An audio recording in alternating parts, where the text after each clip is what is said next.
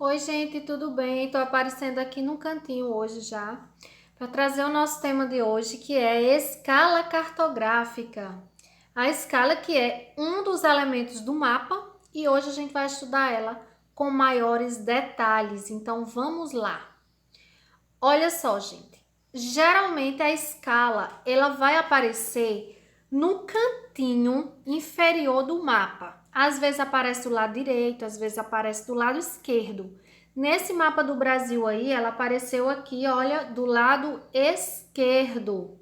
E às vezes ela aparece em sua forma gráfica, que é essa aqui que parece uma régua, e pode aparecer também na sua forma numérica, representada através de números, certo? E para que serve a escala? Justamente para mostrar quantas vezes uma realidade foi diminuída, foi reduzida para caber num papel.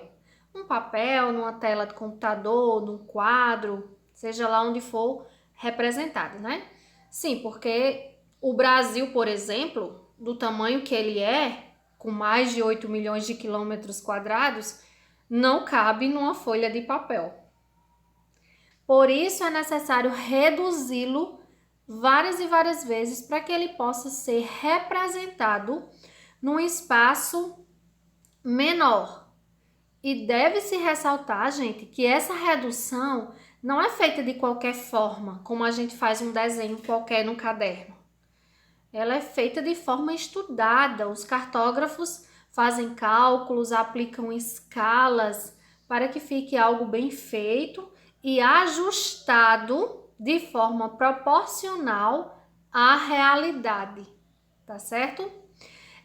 Vamos ver isso melhor. Olha só, observem a escala desse mapa aí da região centro-oeste. Vou ampliar um pouquinho aqui para vocês verem. Olha, uma escala numérica e ler-se da seguinte forma: 1 para 29 milhões.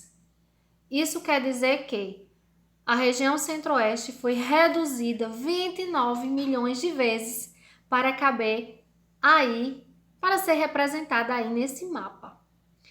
E quer dizer também, gente, que 1 centímetro no mapa, se você medir aí com a régua 1 centímetro, que vai dar aí de Cuiabá a Rondonópolis 1 centímetro no mapa, equivale a 29 milhões de centímetros na vida real, lá na região centro-oeste, na realidade.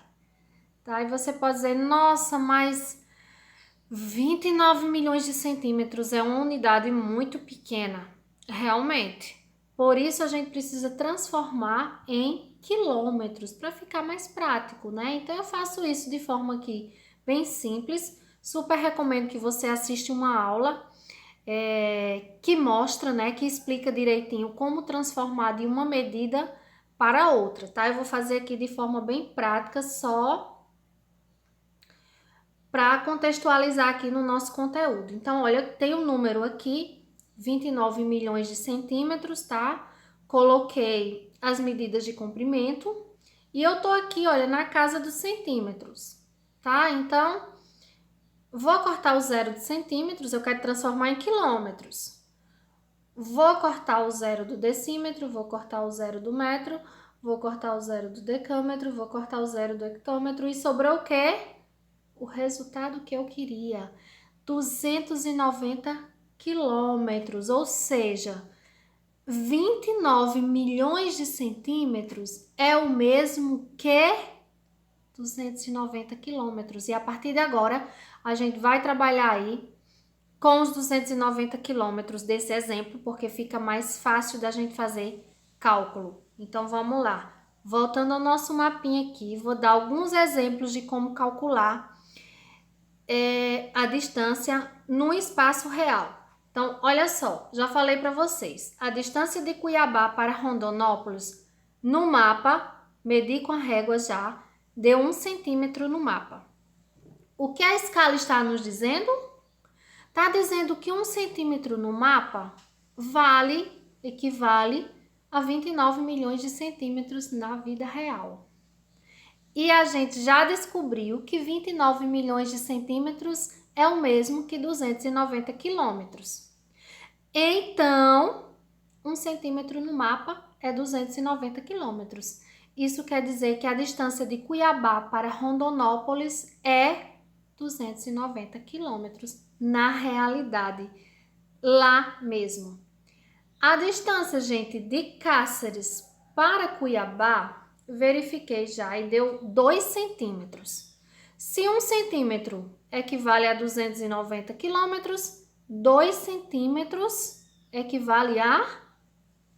Só é multiplicar 290 por 2, que dá 580 quilômetros na realidade. E a distância de Corumbá para Rondonópolis, verifiquei, deu 3 centímetros. Então, é a mesma regrinha, olha, se 1 centímetro equivale a 290 quilômetros, 3 centímetros equivale a quanto? Então, só é multiplicar 3 vezes 290, que vai dar o que aí? 870 quilômetros. A distância real aí de Corumbá para Rondonópolis. Então, é muito prático, é muito fácil. Agora, precisa saber fazer essa transformação das medidas para ficar mais fácil ainda, né? Vamos seguindo, vamos seguindo. Existem 2 tipos de escala, a numérica e a gráfica.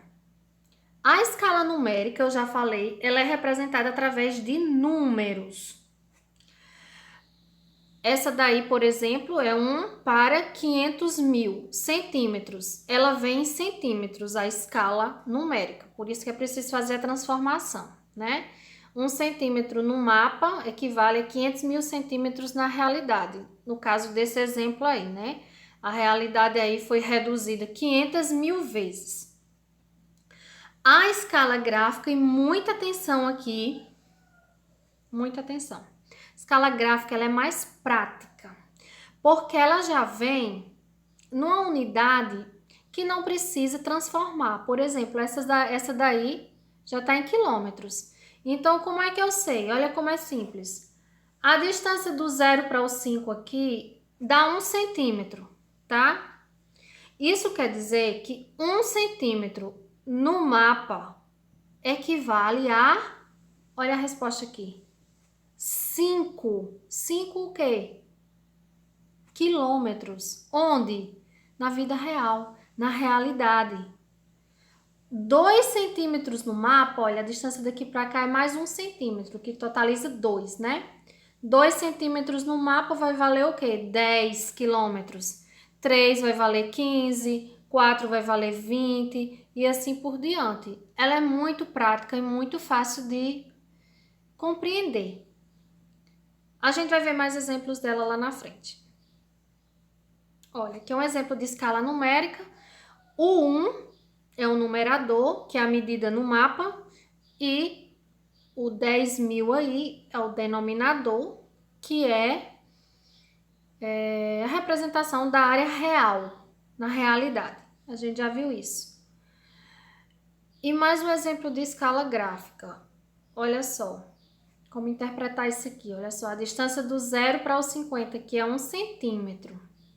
Isso quer dizer que 1 centímetro no mapa, nessa escala aí, ela vai valer quantos metros na realidade? Porque aqui já vem metros, ó. 1 centímetro no mapa equivale a quantos metros na realidade? Olha a resposta aqui, ó. 50 metros. A resposta já tá aí na escala já. Se 1 centímetro equivale a 50 metros, 2 centímetros vai equivaler a 100, 3 centímetros a 150, 4 centímetros a 200 metros e assim por diante, tá? Então é isso. Para finalizar, essa parte é super importante. Muita atenção aqui também. Noções de tamanho de escala. Existem escalas grandes, médias e pequenas. A gente vai estudar mais as grandes e as pequenas, porque entendendo essas duas, a média a gente já compreende automaticamente. Olha só, as escalas grandes São escalas de 1 para 500, 1 para 1000, 1 para 2000, 1 para 5000. Até 1 para 25.000 é uma escala grande. E as escalas grandes, elas são utilizadas para representar áreas pequenas. É isso mesmo que você ouviu, eu vou repetir. As escalas grandes são usadas para representar áreas pequenas, como bairros, ruas, morros. Um bairro, por exemplo, como ele é pequeno, se comparado ao Brasil, por exemplo, né, ou todo o território brasileiro, um bairro é pequeno. Então, ele vai ser reduzido poucas vezes para poder caber no papel.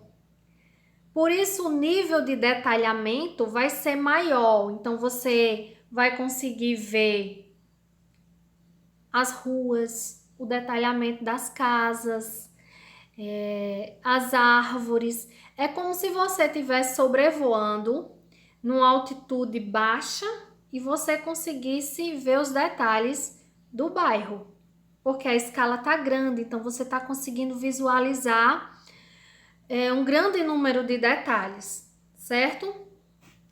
Já a escala pequena, na escala pequena, gente, a realidade ela precisa ser reduzida, diminuída milhares, milhões de vezes para caber no papel, por exemplo.